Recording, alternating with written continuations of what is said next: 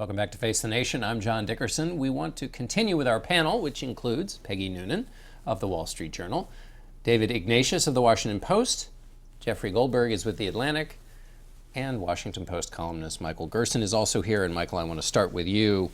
Since the attacks in Paris, how, if at all, do you see the Republican race changing? There are a lot of people saying it's changed, but what do you think's really actually happened? Well, I think some of them at least are pressing an important case. You know, after Paris, we now have ISIS, which has shown the strategic ability to strike in Western capitals.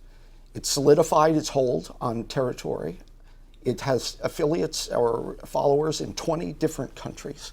So I really identify with Senator Graham's sense of urgency here. We seem to have a strategy in place to have a 5-year defeat of ISIS. But maybe we need a strategy for a 1 to 2 year defeat of ISIS.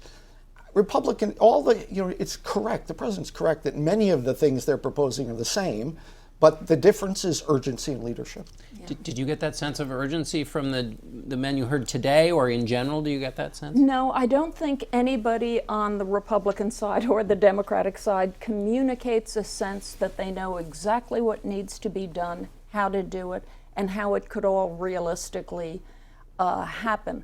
I heard the other day, I just throw this forth as an idea, Mike Morrell said, one of the things that can concentrate the mind when thinking about policy, when thinking about ISIS is, suppose ISIS hit the United States as everybody fears.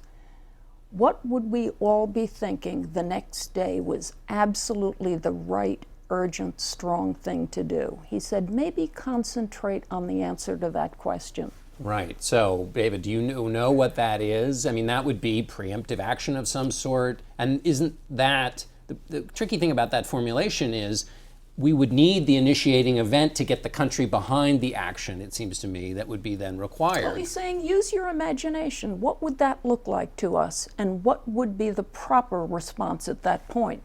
And do you think, David, the country would be behind such a thing? Certainly, if we're hit directly, the public will support and even demand retaliation. I think there are two routes that we would follow in that case and should think about following now. One is to augment the direct action strikes that our special forces are already making every day inside Syria and Iraq.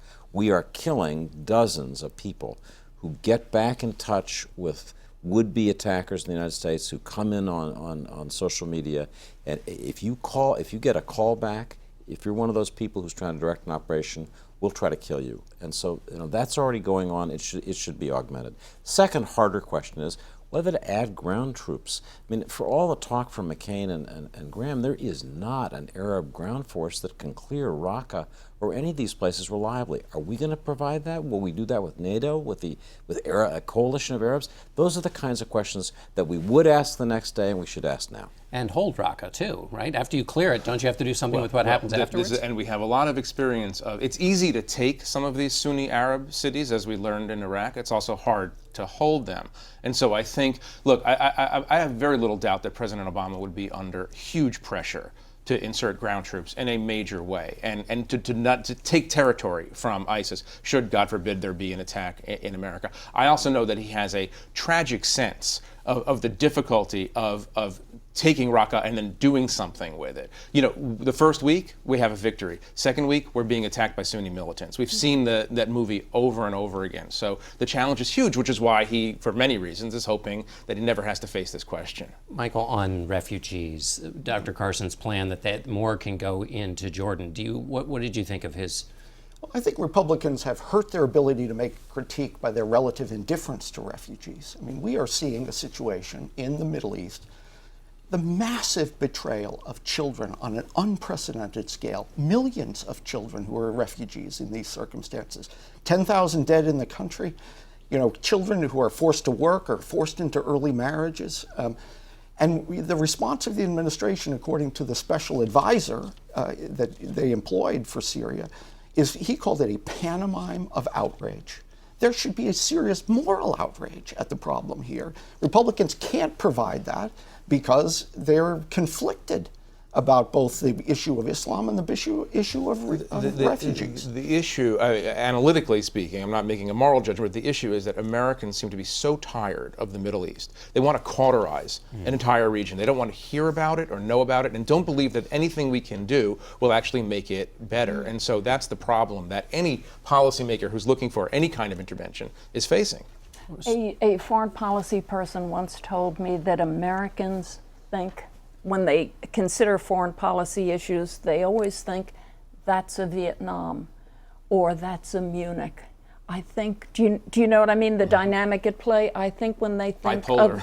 when they think of the Mideast, they think that's Chinatown. That's where tragedy happens, no matter how hard we try to do the right thing. But what's happening there is that young people are being put in the camps or in the refugee situations, being marinated in the outrage of their parents. We're creating generations of problems here. This is not just, we can ignore this. We're actually creating generations of violence here. Well, is it reasonable to say, then let's get the Christians in Syria who are desperate, who want to flee, who are living in terrible conditions, let's get them over here. They appear to be people who are not infected with those who are vowed to blow us up. Is that reasonable? There are minorities in general in the Middle East are in great peril. We saw that with the Yazidis. We've seen it with a range of minorities. I'd hate to just say Christians only are the ones we're worried about.